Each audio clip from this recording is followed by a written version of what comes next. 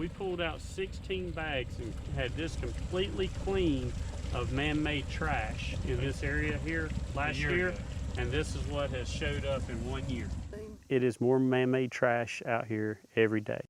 It's a substantial problem, whether it's the trash that ends up in the lake here because of boaters that toss things overboard, pieces of styrofoam, plastic bottles, or it's trash that washed down river from the Yadkin River Shed from North Wilkesboro, Yadkinville, Winston-Salem, Thomasville, and Abbott's Creek, and Swearing Creek, and Lexington.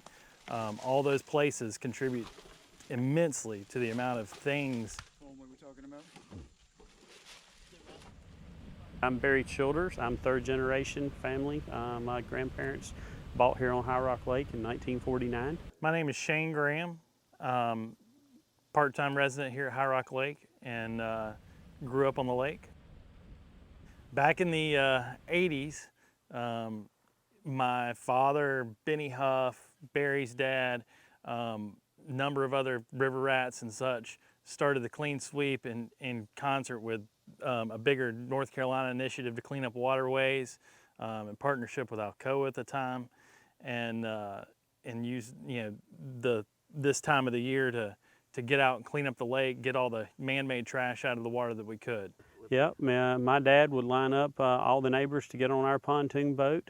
We'd ride around, pick them up with their kids, and we would pull up to Goat Island or some of the areas in Crane Creek that we lived at that normally collect a lot of trash from the flow of the river. And for unknown reasons to everyone, funding and otherwise, in the late 90s, it kind of dissipated into nothing. Shane and I were talking one day, having lunch, about how much fun we had growing up here on High Rock Lake. And we were talking about the things that we did, the events that we grew up with, and one day we were talking about the Clean Sweep, going out with our families and friends and neighbors and harvesting all the trash that we would pile up on the boats. And we were talking about where that went and why that disappeared. And we were like, well, with his resources in Davidson County, my resources of Rowan County, we decided to get together and see if we couldn't get a few people to help us out and get this thing launched back up. Well, and we kind of jumped right off into it the first year or two, and made big strides, and then we ran into COVID about 3 years in, and so that's kind of, I wouldn't say stymied us, but it's just kind of, we've been doing going through the motions of it each year, making sure we keep everybody safe.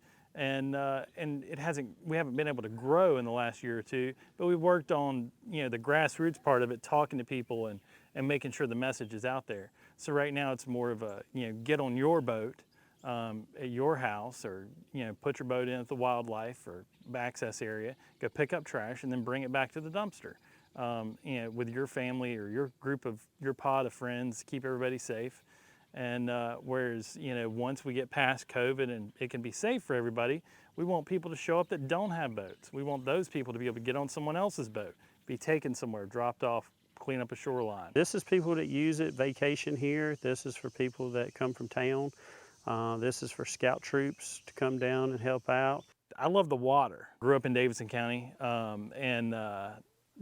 just raised on the water and always been on a boat, and just want to see it clean, so it's here for my kids and their kids and all the future generations. You feel very tired at the end of this, but very rewarded when you see all the trash that is accumulated in the dumpsters that comes out of this lake.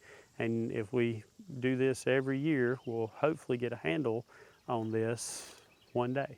This is the second largest lake in the state of North Carolina, Lake Norman being the largest. And we have a very nice resource here, and we want to keep it